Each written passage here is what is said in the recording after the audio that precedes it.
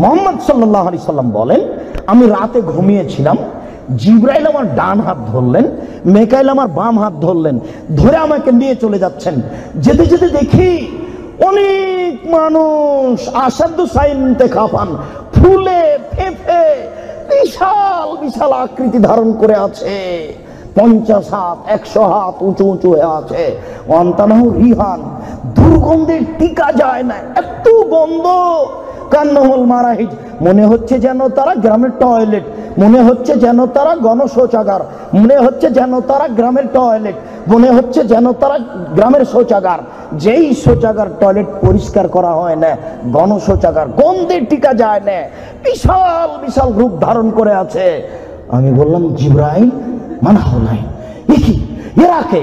জিবরাইল, এরা কারা? ছি ছি ছি ছি, এরা কারা? এতক্ষণে গন্ধ, এতক্ষণে ফুলে আছে। তখন জিবরাইল বললেন, অহমদ জোনাতা সাওয়ানি, এরা হলো ব্যভিচার, ব্যভিচার নেই। বলো যুবক, মোটা মোটা হ্যাঁ ফুলে আছে, খুব গন্ধ, এরা কারা? ব্যভিচার, ব্যভিচার নেই, তুমি সাবধান থাকো।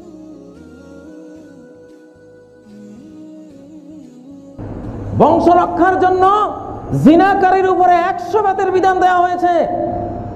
যে নারীর সাথে তুমি জিনা করেছো, নারীটা তো কারো মা হবে, তুমি তো বংশের ইজ্জত মেরে দিলে। ওই সন্তানদের মায়ের ইজ্জত নষ্ট করে, চিরকালের জন্য সন্তানদের ইজ্জত নষ্ট করলে, মায়ের চরিত্র কলুষিত করে, তাদের বংশে কলুষতা ঢুকালে, তাদের বংশে সিফিলিস, গনোরিয়া, এইডস এর মহামারী ঢুকালে, চরিত্রহীনতার বিষাক্ততা ঢুকিয়ে দিলে।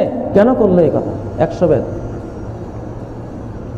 মানুষের বংশকে সেফ রাখার জন্য, মানুষের ইজ্জতকে হেফাজত করার জন্য ধর্ম দিয়েছে 100 বেতের বিধান, যেটা এখন মেডিকেলি স্বীকৃত হয়েছে যে জিনাকারকে বেত মারলে তার দেহে একটা হরমোন নিঃসরণ হয়, সে হরমোনের কারণে জিনের ভেত থেকে ফিরে যায়। যেন ডাক্তারিভাবে এখন বেত মারা হয়, $60 লাগে। যিনি বেত মারেন, যে ডাক্তার বেত মেরে জিনাকারকে ফিরিয়ে আনেন, তিনি বেতও মারেন, আবার $60 নেন তার।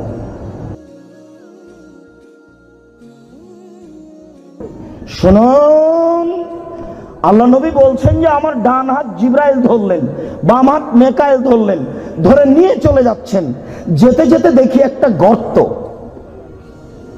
চুলার মতো। কোন চুলা? যাতে তন্দুরি রুটি হয়। তন্দুরি রুটি চুলা দেখেছেন? ভিতরে রুটি দিয়ে সিদ্ধ হলে বের করে নেওয়া হয়, এরকম চুলা। তাতাওয়াক্কাতু তাহাতাহুন নার, তার ভিতরে দেখি ধাঁধা ধাঁধা ধাঁধা করে আগুন জ্বলছে। ভাইজা ইরতাফাও ইরতাফাও, আগুন যখন জোরে জ্বলে উঠছে, তখন ওর ভিতরে যা কিছু আছে সব উপরে চলে যাচ্ছে। ভাইজা খামেরাত রাজাউ ফিহা, আর যখন আগুনটা কমে আসছে, তখন সব নিচের দিকে চলে যাচ্ছে। ফিহারে জালুন অনিসাউন ওরাতন, তাতে দেখি পুরুষ এবং নারী জমা ধরে আছে উলঙ্গ অবস্থায়, পরনে কাপড় নেই কারো, এভাবে জমা ধরে আছে উলঙ্গ অবস্থায়। আগুন যখন জোরে জ্বলে উঠছে, দাদা দাদা দাদা করে উপরে চলে যাচ্ছে, আবার যখন আগুন কমে যাচ্ছে, তখন নিচের দিকে চলে যাচ্ছে। আর উপরে উঠলে মনে হচ্ছে যেন বের হয়ে পড়ে যাবে। দেখে সেখানে পুরুষ এবং নারী উলঙ্গ অবস্থায় জ্বলছে। আমি বললাম, জিবরাইল মানাউলা, এরা কারা? তখন জিবরাইল বললেন, অহমদ জনাত, তারা হলো ব্যভিচার, ব্যভিচার নেই।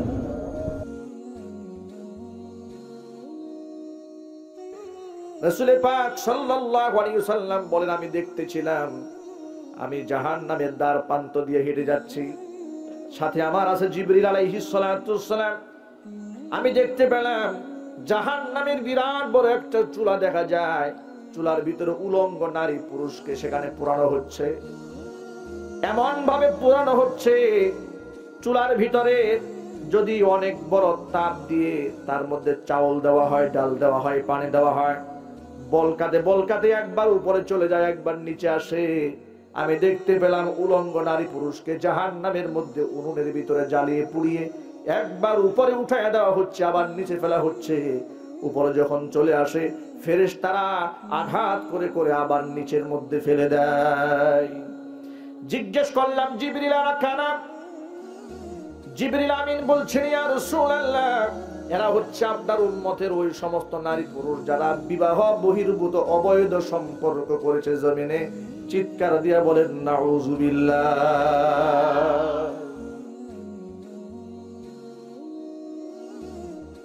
দুইবার ফেরত দিয়েছেন। আমি চাই না এমন গুনাহগার হয়ে দুনিয়া থেকে বিদায় নিয়ে আপনি শাস্তি নিয়ে বিদায় নিতে চাই। দুনিয়াতে শাস্তি হয়ে যাক, আখিরাত আমার জন্য ক্লিয়ার হয়ে যাক। আমার নবীজি শোনা মাত্রই নবীজির চোখে পানি চলে এলো। আমার নবীজি সাহাবায়ে কেরামকে ডাক দিয়ে বলেন, সাহাবীরা শোনো, এই মহিলাকে আড়াল করে সতর্কতা থেকে দিয়া তাকে পর্দার নিয়ম রক্ষা করে মরু অঞ্চলে নিয়ে যাও। উন্মুক্ত মরু প্রান্তরে বুক পর্যন্ত পুঁতে রেখে ফারজুমু হুমানা কালাম মিনাল্লাহ, তাকে পাথর মারো, পাথর মেরে মেরে তাকে শেষ করে দাও। সবাই দেখবে দৃশ্য, কেউ আর জিনার কাজে লিপ্ত হবে না। মহিলাকে নিয়ে যাওয়া হলো। হযরত আলীও তার সঙ্গে ছিলেন। যখন পাথর মারতেছিলেন, মহিলার এক ফোঁটা রক্ত, কয়েক ফোঁটা রক্ত ফিঙ্কি দিয়ে আলীর হাতে পড়লো।